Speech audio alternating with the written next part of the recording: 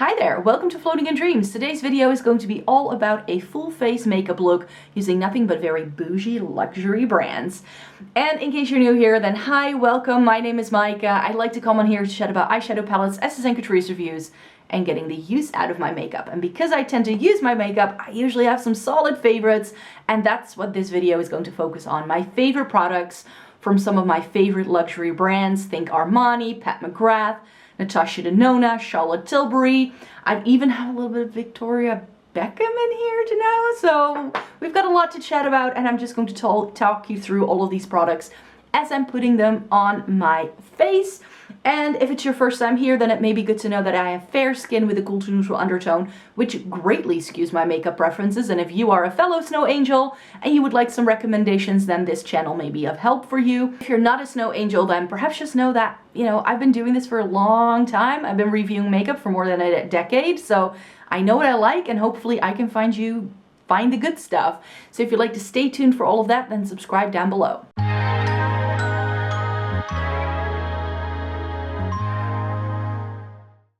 So for primer, I don't really try out a lot of bougie primers because I tend to try so many by Essence and Catrice, and they release new things all the time. But I do have this, the Charlotte Tilbury Hollywood Flawless Filter, and this is a good enough product to use as a primer for sure. There are now more affordable dupes on the market, of course. The e.l.f. one, I cannot buy that yet. It's been released, but it's been out of stock ever since, and I don't know when they'll restock it. If you are in the EU like me and you're struggling getting a hold of a dupe for like the e.l.f. one, then know that Catrice does something similarly now. They released the Glowifier Illuminating Primer in their fall-winter release, and I haven't really done a close-up like side-by-side of these yet, but I'm predicting that this could be a dupe. So I just wanted to quickly come on here because the e.l.f. is making waves so much. It's the only dupe I'll be mentioning in today's video though, because that's the only thing I have like a straight up dupe for. So yeah, the Charlotte Tilbury is of course not just a primer, it is also a highlighter, and you can use this in multiple ways. You can use it under makeup, over makeup, but ever since I've reviewed this product has been living in my primer section of my makeup collection, because for me it was just better under makeup than it was over.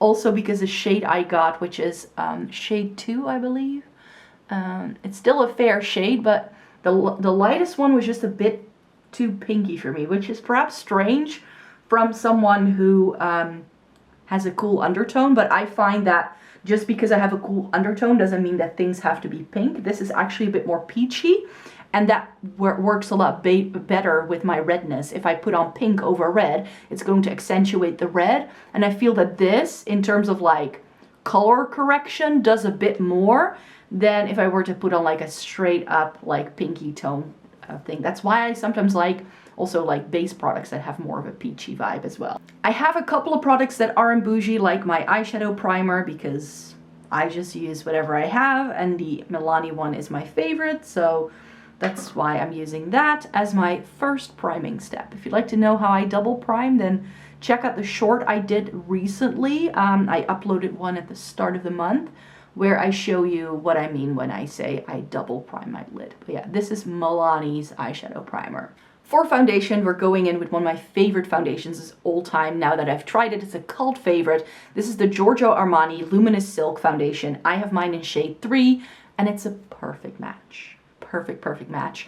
And this is one where, you know, I've put this through the ringer, like wore it out for like multiple days, like sweaty dance classes, workout classes, and it stays put and it doesn't accentuate any dryness that I've got going on in my face. It's super long wearing, yet it still like looks natural and nice. And this actually comes in a ton of shades as well. So I also really like the Neo Nude from Giorgio Armani. But I feel that the shade range of that is a little limiting, and also over here where I live, not all the shades are for sale, which is my biggest pet peeve actually with some of these luxury brands, is that if you go look for them online, you'll find that they have many more shades than what they actually sell here where I live. So I've had to like import certain things from like brands like Dior or Giorgio Armani because the shades aren't sold where I live, which is a bit, but yeah, it's a bit frustrating. especially if products are this expensive, then I would like to like sample them and try them first, and that's something I very often can do as a result. So I almost decided to put the Charlotte Tilbury Beautiful Skin in here in this video, but I filmed with that product at the start of the year, so I'll leave that video link down below, because that is another really good, like, more luxurious pick for dry skin, I feel. I know not everybody likes it, but I like mine. But that again has the issue of the shade range. I have that in shade 3 because that was like more neutral, but anything lighter was far too yellow for me. So I was like, I'll go with a deeper shade that at least has the right undertone, because you can change the depth of a foundation using like a white mixer or a lighter foundation. You can't change undertones. So that's why I didn't like that. So yeah, this is what the Giorgio Armani looks like. And then we're going in with the concealer. This is by Dior. This is their Forever Skin Corrector Concealer. And this is like the only concealer I have in my collection that's from more of like a luxurious brand. I tend to have a couple of high-end ones, but I love drugstore concealers and I love trying those out. I'm actually in the midst of like trying out a couple of K-beauty ones, and one of those is in my Shop My Stash to use it up because I liked it that much. So yeah, when it comes to luxury makeup, I definitely don't think of like, ooh, concealer. I have the Charlotte Tilbury Corrector and I have the NARS Soft Matte Radiant Concealer, but again, those are things I've already filmed with in previous times, and I was like, it's good to bring this one back.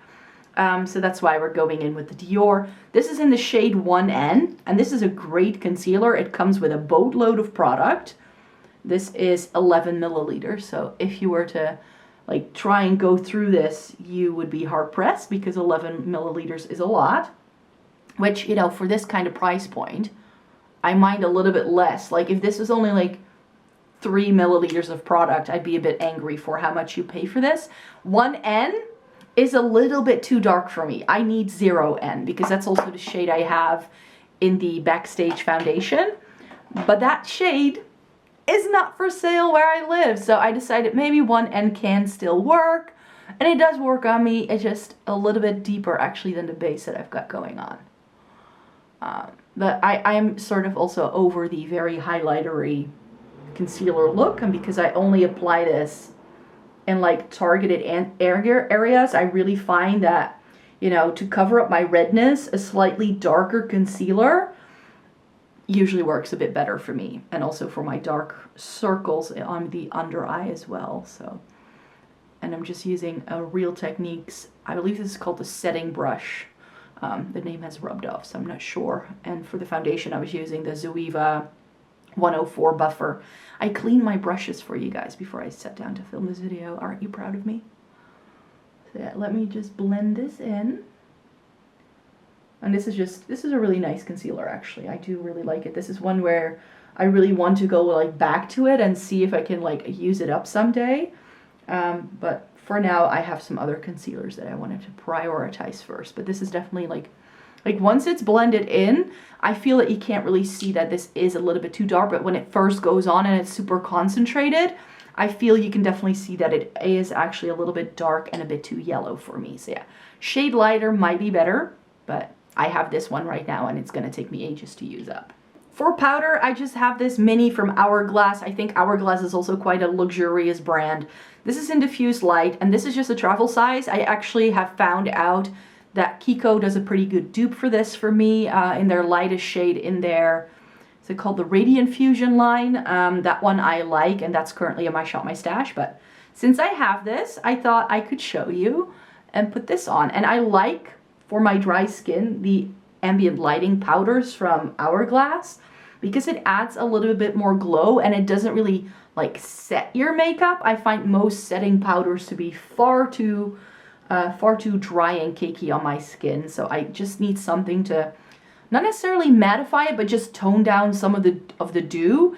And this does that really nicely, but still having a bit of glow, which is why I like it. But I like the KIKO one just as much, and that's like a quarter of the price. Which is like, with powders and concealers, I'm just not that like invested in buying them from expensive brands.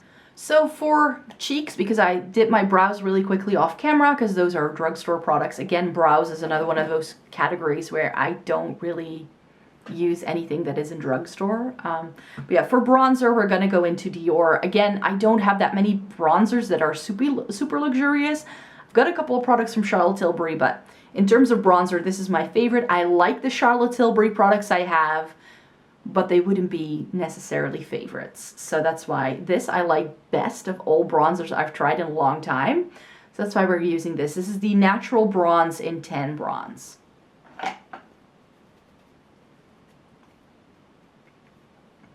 And this, I just love the tone of this and the way it sits on the skin. Like, it looks so much darker in the pan than what you get when you apply it.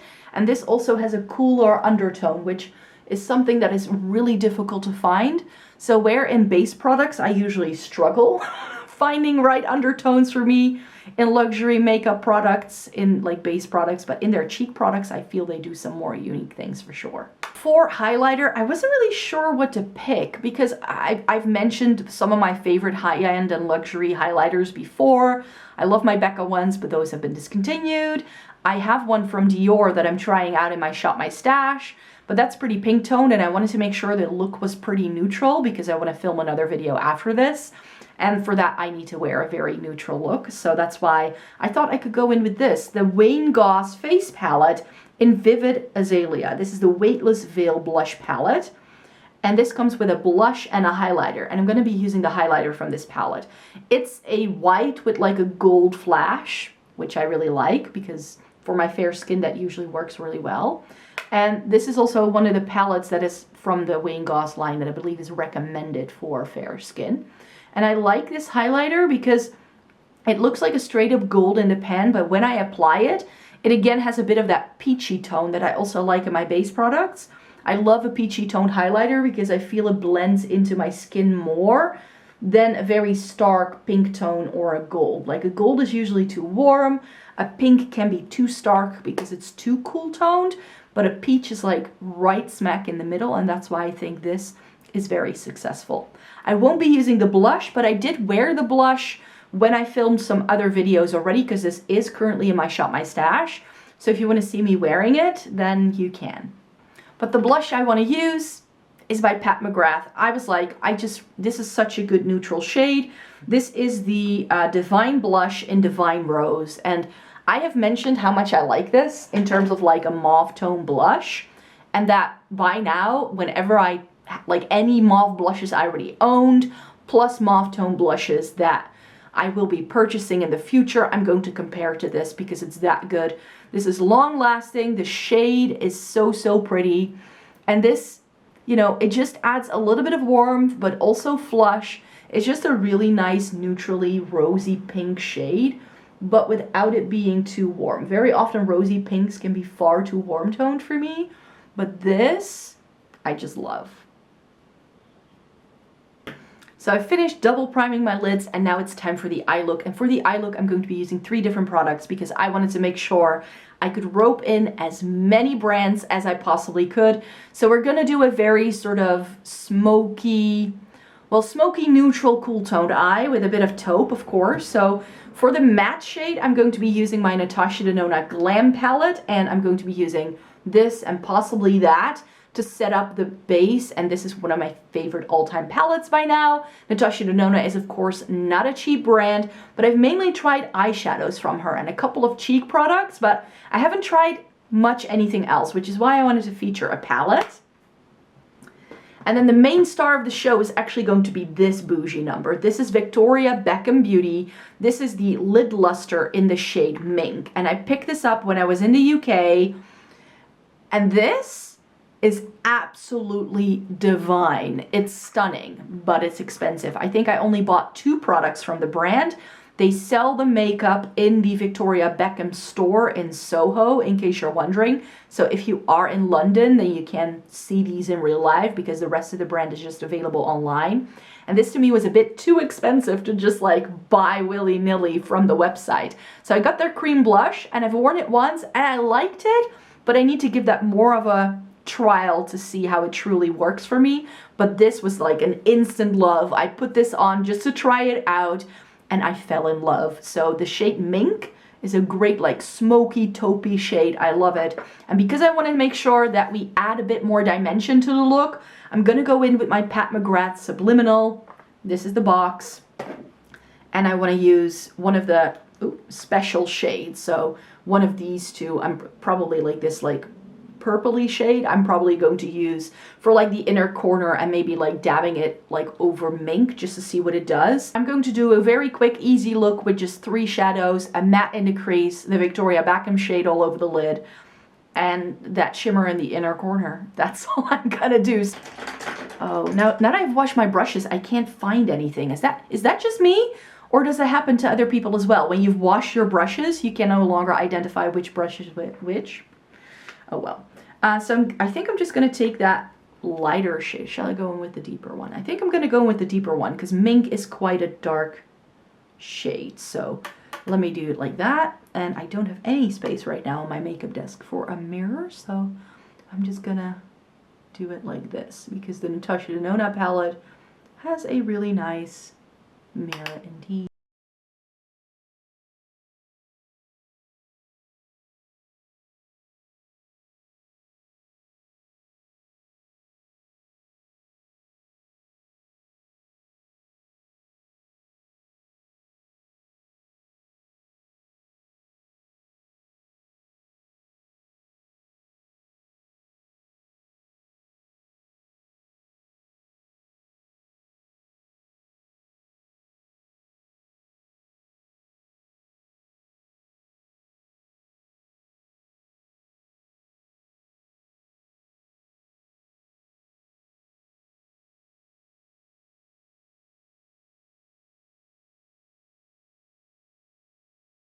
And I'm just taking that lighter matte shade to blend it out, just to soften that line.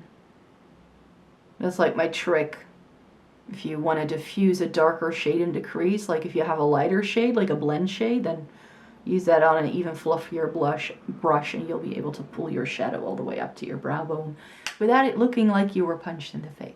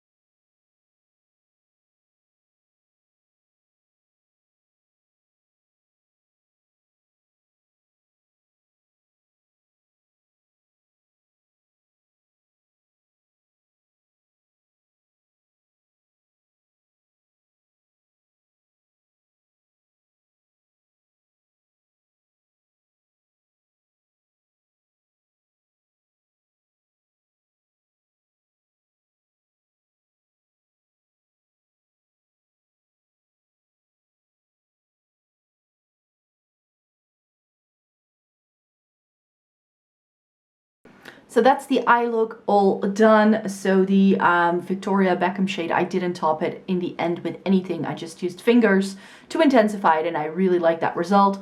The Pat McGrath is just in the inner corner and I also used a bit of the matte.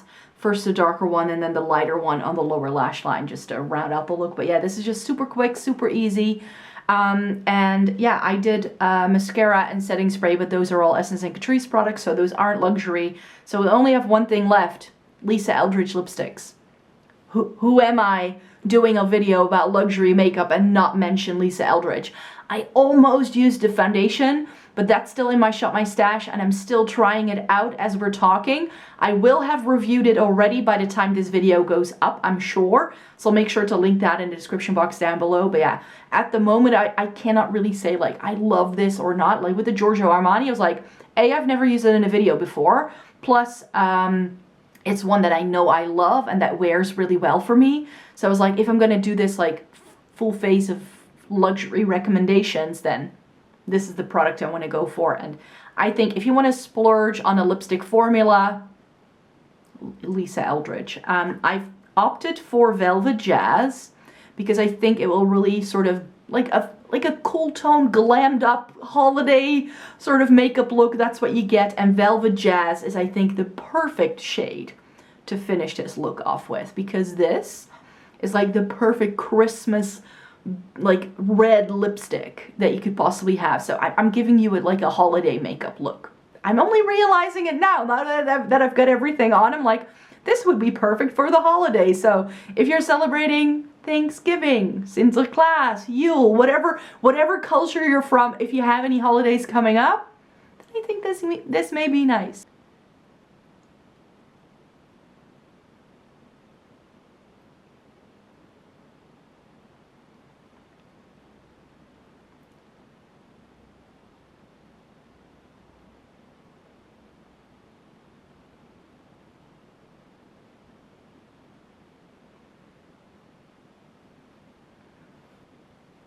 Velvet Jazz.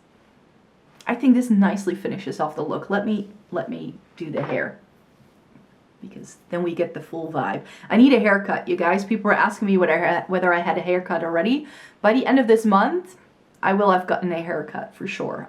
I just booked the appointment the other day, and we're gonna redo the color and we're gonna cut it again. So really happy with that. But yeah, when you get the hair, I think you get the full idea of what this actually looks like. So yeah, that's it, my full face of luxury makeup recommendations. I really hoped you got something out of it. Let me know in a comment down below what your luxury favorites are. Maybe I can pick some of those up at some point. I would love to hear from you. Thumbs up the video if you liked it, because that will greatly help me out on this platform. And stay tuned for more, because I have a lot more in store for you for sure. So I'd like to stay tuned for all of that goodness, and I hope to see you in my next video. Have a good day, everybody. Bye bye.